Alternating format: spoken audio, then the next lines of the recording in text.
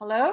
Yeah, commute. Hi, good evening. I missed you last week actually kasi I need to pause first para mag-prepare for this month's group coaching session. So parang nasanay na ako every week. I'm with you, and seeing all your comments at the video. And so I'm very excited to be with you again and very excited about the topic. Kasi all this topic talaga, I really want to equip you on how to be strong at this time, no? It's still connected. Nag-i-increase pa rin po ang ating COVID cases. And syempre, we all hope that it's gonna be better, very soon. But so it keeps me worried. That's why I'm doing this group coaching. So first of all, I want to greet you. Good evening. I hope you are having a nice weekend with your family and staying safe. And thank you for joining me. I really appreciate it. I know it's a Saturday night. Some of you already is socializing, but still you're able to join me. So thank you. Thank you. If you are not able to join me tonight, it's okay because you can always watch it on replay. So what else? So if you're watching it on live, please let me know. I want to know if it's hashtag live or hashtag replay. And then after this, after our session, you can always do a watch party or share this video para to whoever is matutulungan pa natin. No, I want to be able to reach people who are in need, especially right now. And as you notice, di ba, parang isang linggo lang akong hindi nag-live. I have a new hairstyle. Humaba na po kaagad. Anyways, fun fact about me, I love having wigs. I have a lot of collection. It's just that I feel that it's one of my power. Pag gusto kong maikli, pwede akong magmaikli. Pag gusto kong mahaba, pwede rin akong magmahaba. Anyways, yun lang po. Sinishare ko lang, just in case magtaka po kayo. But all of a sudden, but people who knows me, knows that I love doing this. So, bagay po ba? Comment po kayo kung anong prefer nyo, the blonde or this one. Pero ang hirap po mainit. Pero syempre, no pain, no gain. Taste ganda, kumbaga. Anyways, so we'll start. So I'm very, very excited about our topic. So our topic for this month is self-empowerment. Kaya nga ito tinawag na empowered women. So hindi pwedeng hindi ko man-discuss how you empower yourself. You're the only one who can empower yourself. No? Kahit halimbawa, makinig kayo ng mga motivational trainings and stuff, motivation is a temporary thing. Minsan, pagka-attend yun ng training, wow, motivated ka. And then after a while, bababa na yan.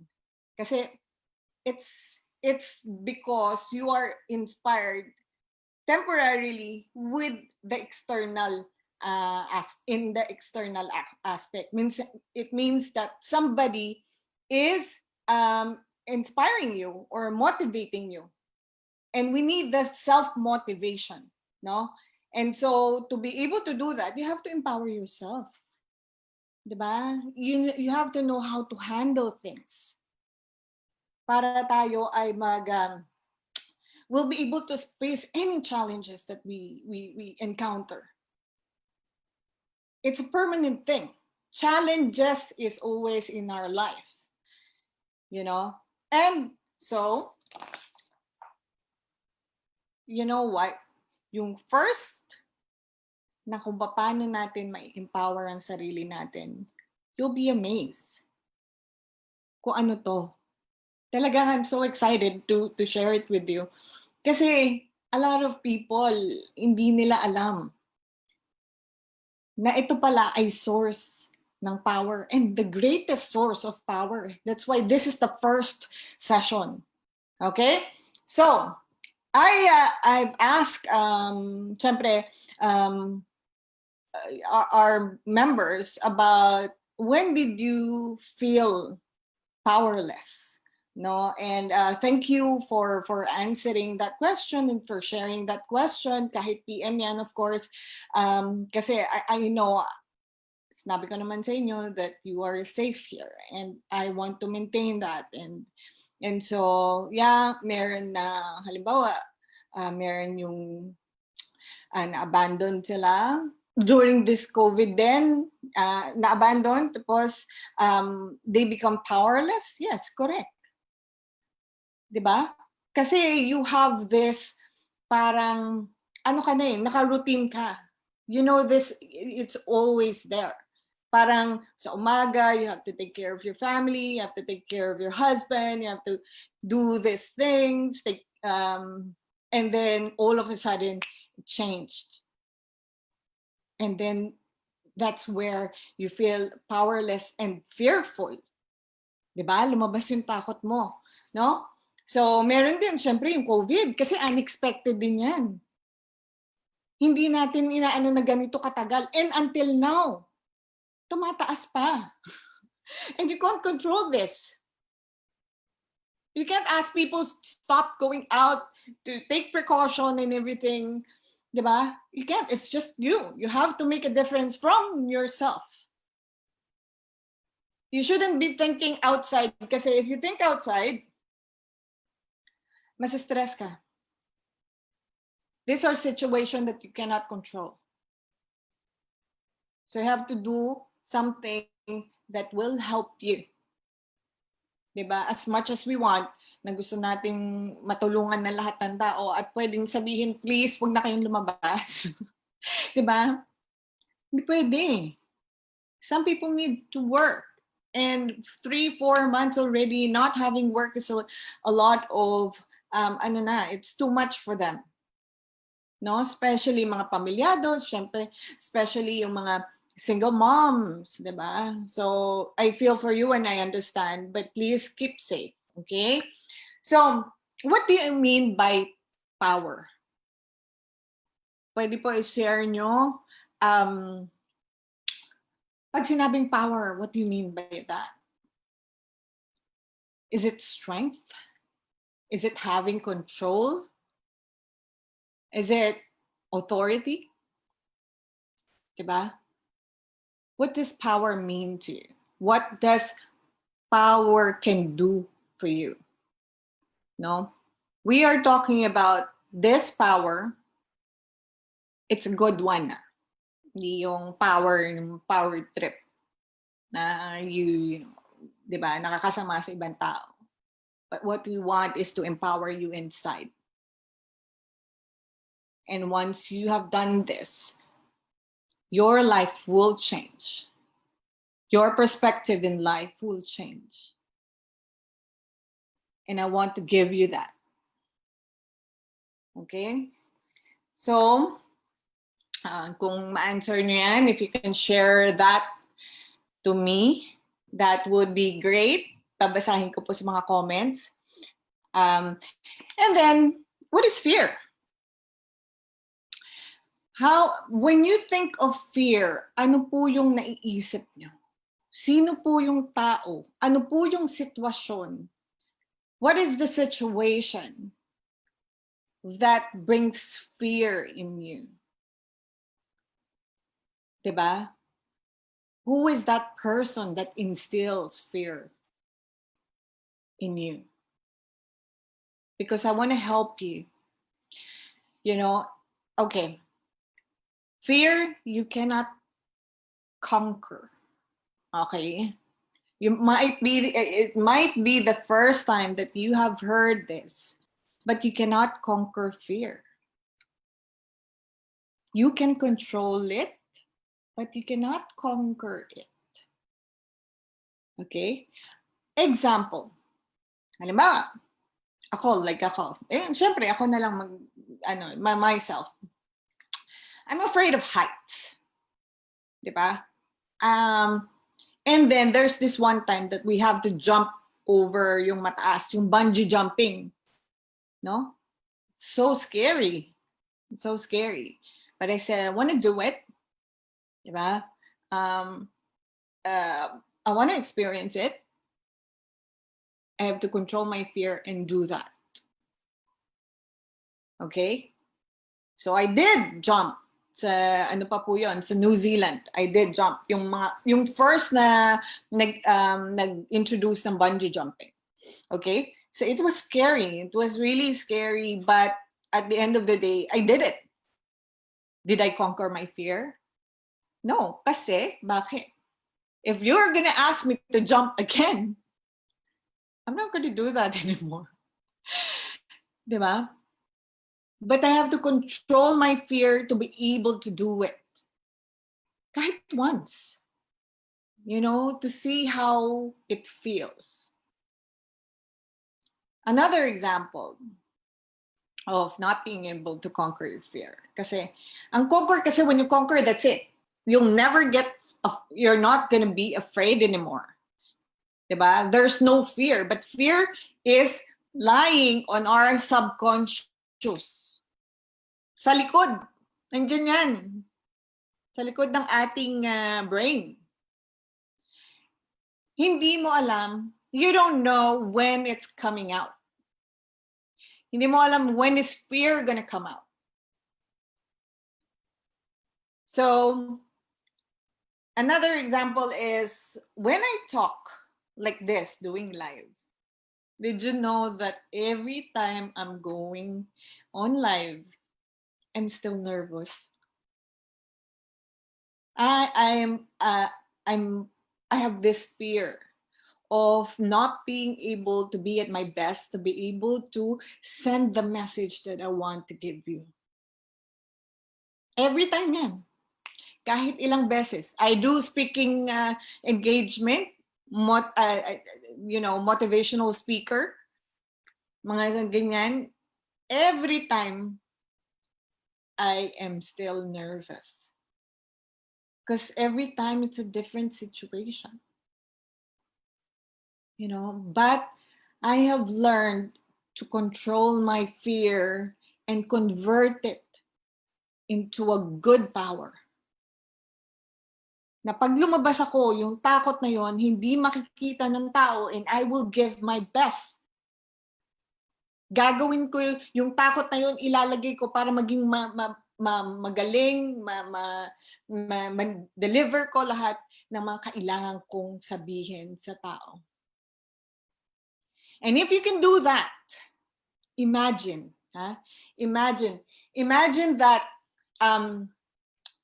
if a person feels fear, no? If you feel, pag natatakot po kayo, imagine yourself, di ba?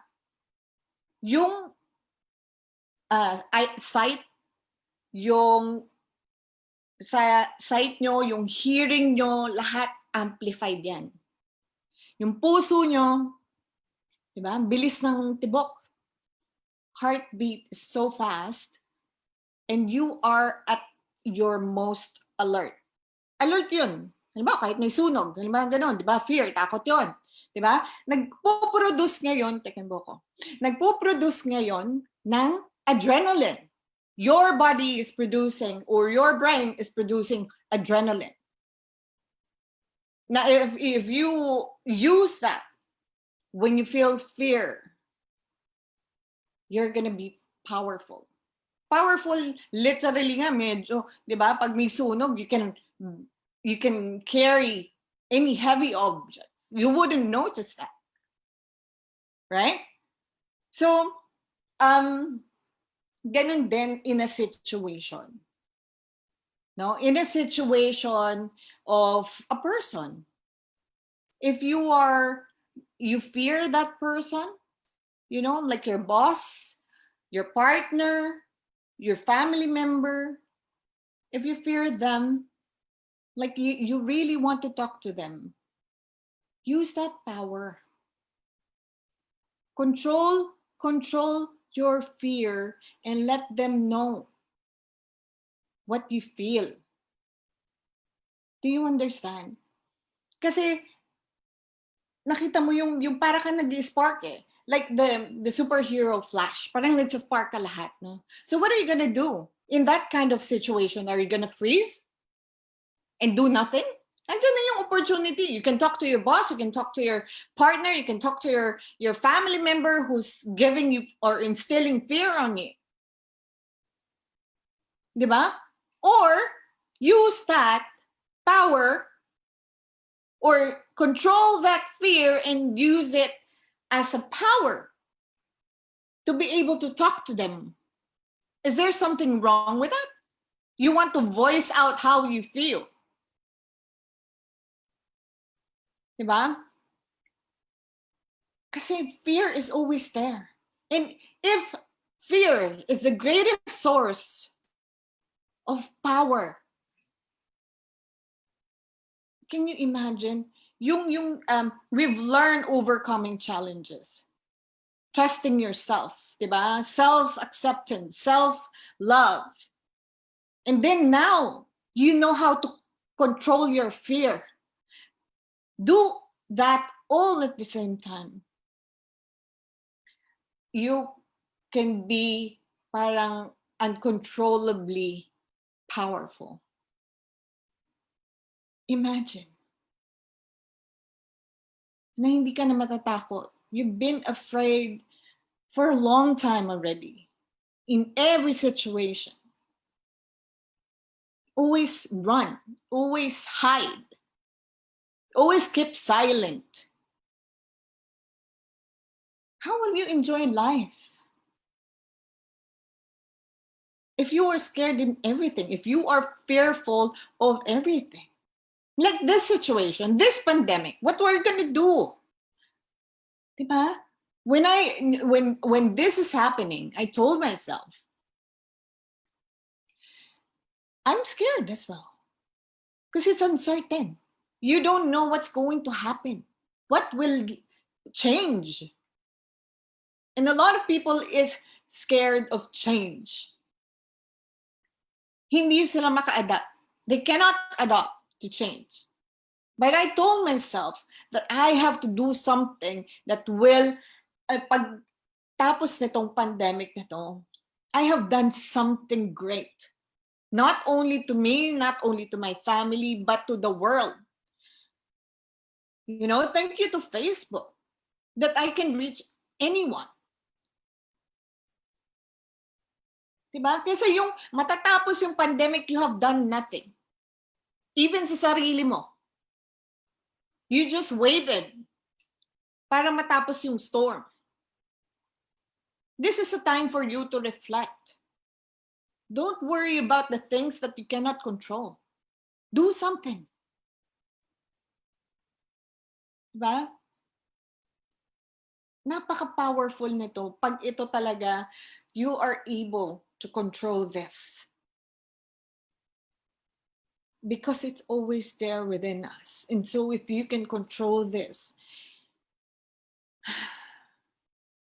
I will be very, very happy for you. You are going to be officially not only empowered women, but empowered men as well.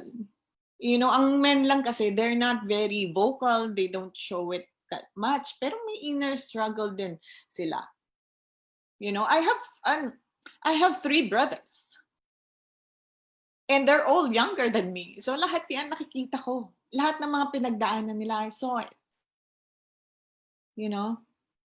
So, this is not only applicable to women, also to men. Right? So, a lot of fears. Kasi fear of rejection. Fear of the unknown, fear of losing somebody, kaya piniplease mo. Alam mo, if you try to please everyone, you are giving power to them. They are powerful, ikaw powerless na. Because wala eh. Bigay ka na lang ng bigay. There's nothing for you. Diba? Pinalalakas mo lahat ng tao except yourself. Diba? Nagbibigay ka na nga, at the end of the day, dinadautan mo pa yung sarili mo. You're doubting yourself after giving everything to everyone. How is that possible? Diba? Gumagawa kang kabutihan, at the end of the day, parang kulang pa yung ginawa ko. Bakit parang hindi naman nila na-appreciate what I do?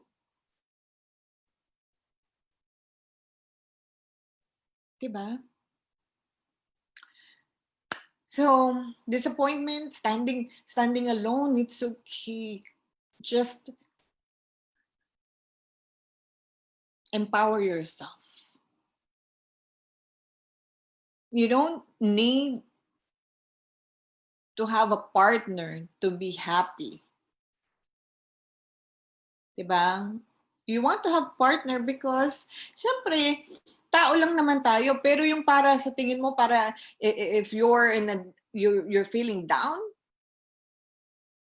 and for you, you think having a partner will make you happy? No, you can be happy by yourself. Just by loving yourself. Kung dumating siya, kung binigay siya ni Lord, yes, thank you. Then magdo-double happy ka. Pero kung gagamitin mo lang isang sitwasyon or tao just to be happy, it's not gonna work. You're just adding some more stress to you. Kasi hindi ka pa emotionally prepared for that. And then, merong umaasa or merong kang partner that you have to take care of.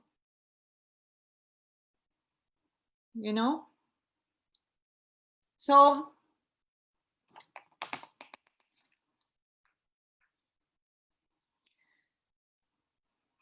your greatest power comes from fear.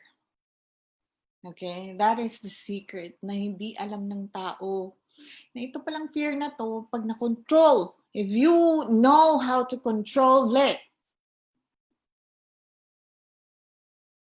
you'll do wonders for yourself, especially for yourself. Don't let fear parang control your life. Diba? Ito disclaimer. What I'm teaching you about fear, sabi ni Miss Kate, fear daw. So, kailangan kausapin ko nitong partner ko, sabihin ko na yung nararamdaman. Wag, and sa boss ko, yung mga nararamdaman ko, and sa family member, wag niyo pong aawayin. I didn't say that. Being open. Diba? Kasi, pag yan, yung matagal na tinatago nyo at kinakatakot nyo, nakausap nyo, o nagawan nyo ng parang you took a step dun sa matagal na nagbibigay ng fear sa inyo, gawin nyo, talk to them, don't argue with them, you know, be parang respectful.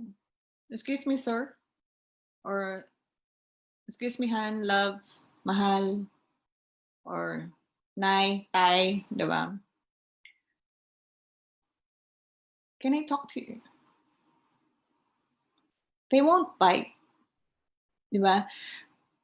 What you're doing is not for them. You know, they might say something bad. But pag nagawa mo kasi yun at nasabi mo na, you have gained power.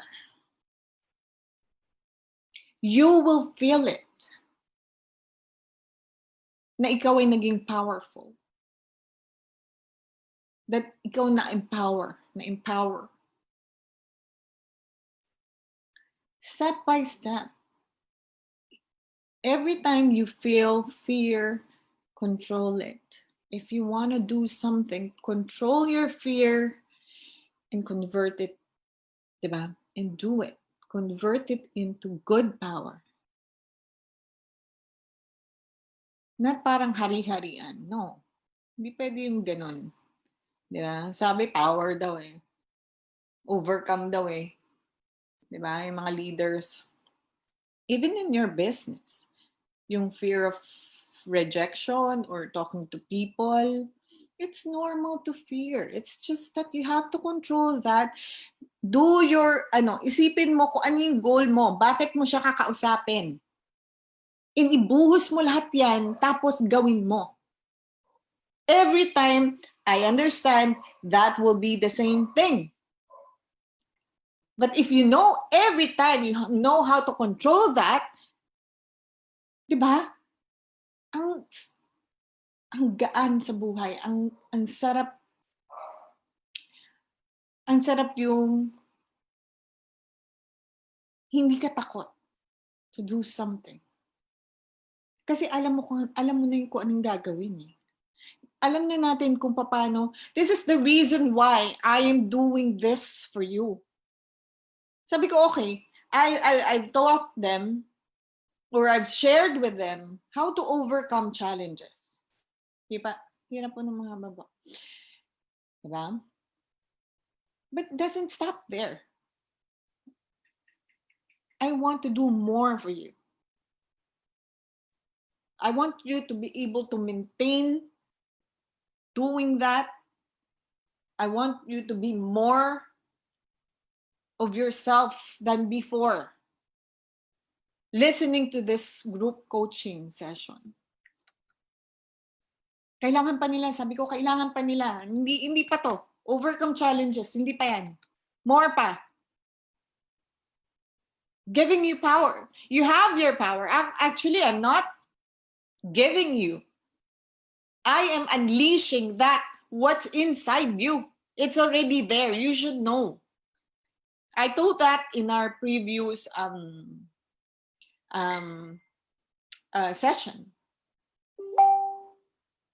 Diba? You have it. Unleash it. And one of the things that you should do is controlling your fear. You know bakit ito? Kasi ang dami. Right now, ang daming tao na may takot on what's happening right now. Especially now, I don't know kung ilan thousand na tayo. Sa lahat naman na number one, I think, di ba, yung COVID case pa sa Pilipinas. Di ba? So, last time I checked, 42,000 na.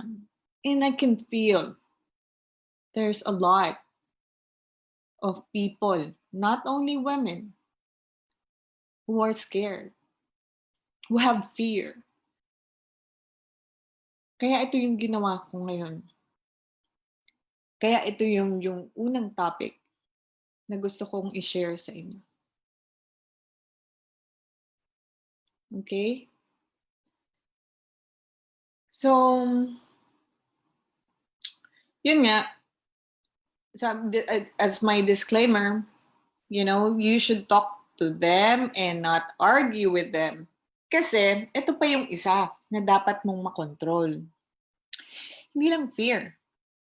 Kasi, dalawang feeling ng tao ang nagpo-produce ng adrenaline.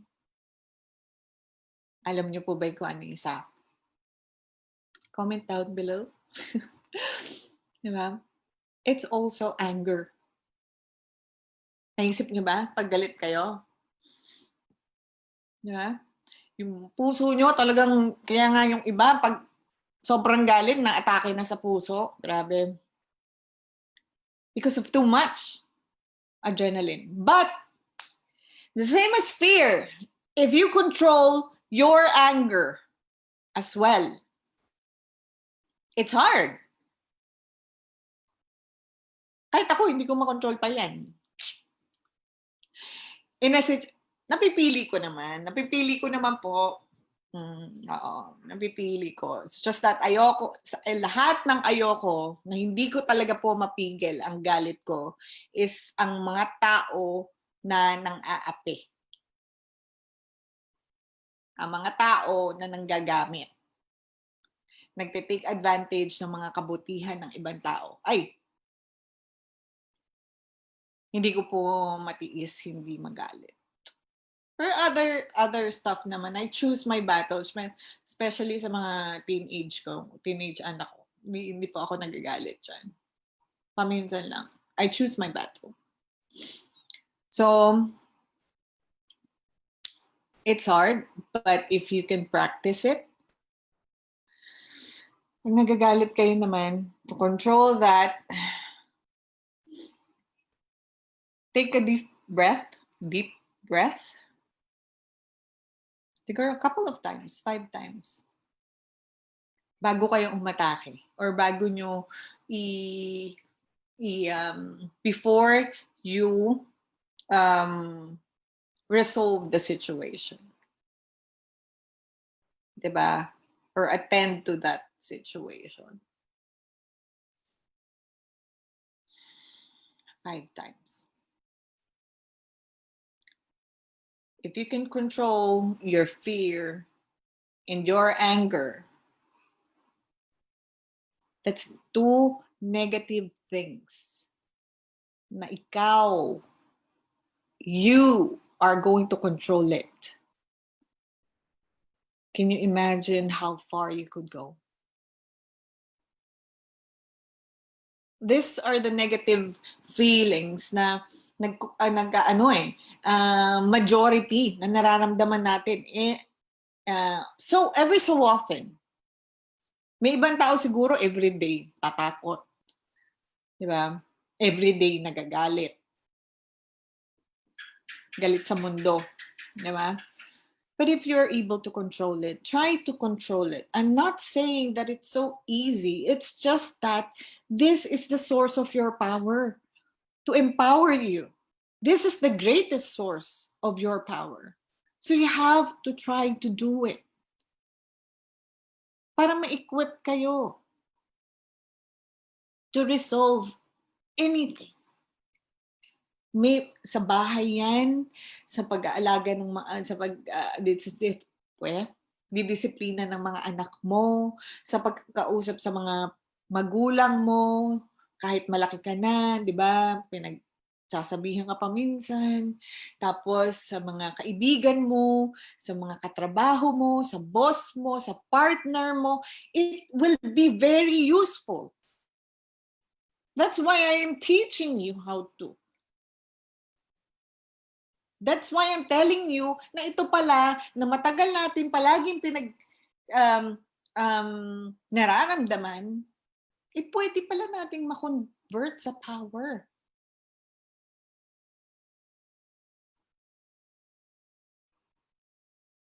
Di ba?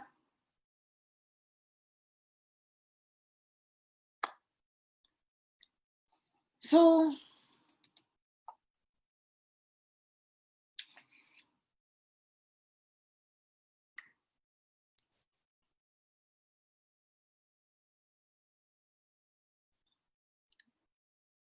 I would like you to review this. For me, it's very important na I don't expect kasi naman na matuto or maintindihan nyo lahat ng mga isang watching. Kahit ako po, isang panood lang, isang watching. But this is very important and I want you to learn it. I know this will help you. Long term po. Hindi lang sa sitwasyon ngayon, long term. I might have also mga teenagers na katulad ko nanonood. Diba? I want to give this. Kasi life is hard. Diba? If you want it to be. Diba? If you run away from all the challenges in life, you ignore the situation, it will be hard. But if you learn how to do all of this, even yung coaching natin, overcoming challenges, if you try to apply that,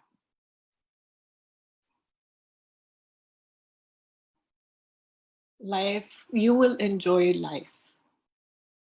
And I can imagine I will be very happy.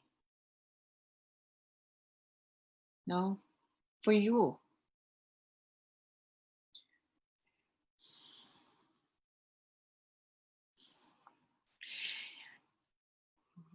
And sometimes I get emotional knowing what this can do for you if you apply it. Kasi ang dami po na humihingi ng tulong to me. And, sorry. And I know if you did apply what we have, you will be free.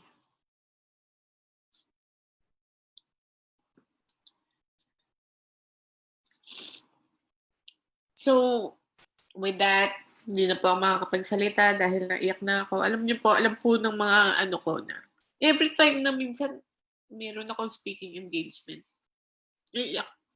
Pero ito habang while I'm doing this coaching, I could really feel the difference.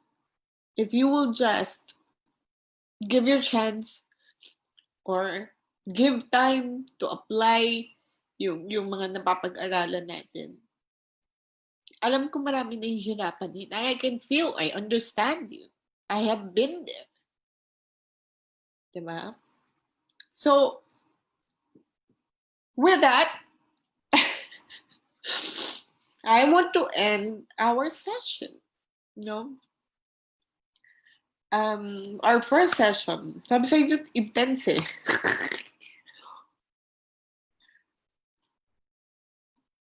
And I hope you review it.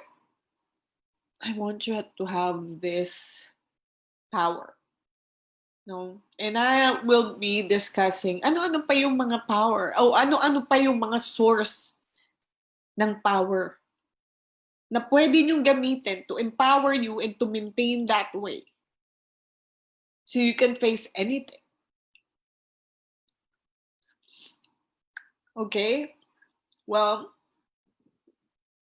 thank you so much for joining me. I hope I was able to give some valuable insight. If you have any suggestions, please comment down below kung ano po yung pwede natin for next month. But I think next month I'll be doing a challenge. No? That's my plan. And then, tapos, if you know somebody who we can reach and help them, please share this video to them.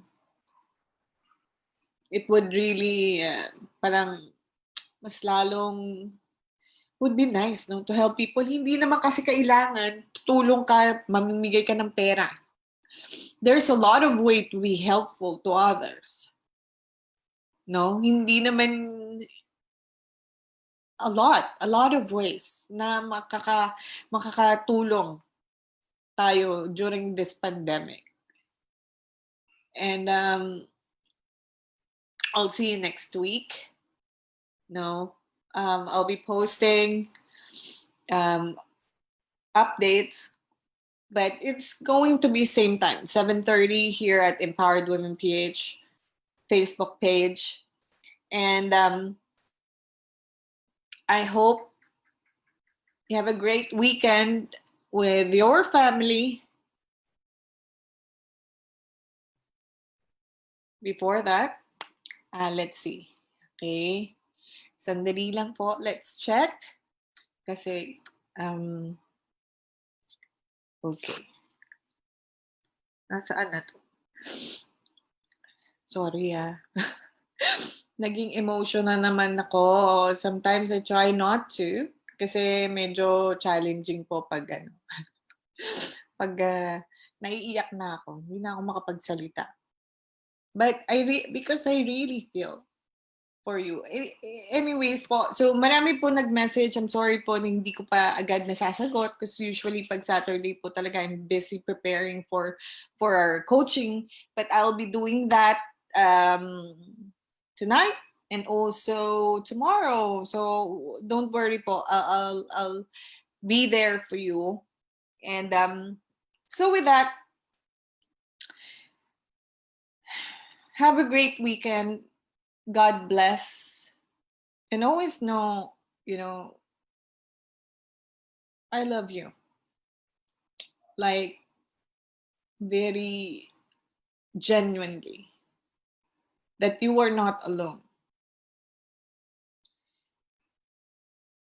I am here for you. So, God bless. And see you next week. Bye. Bye.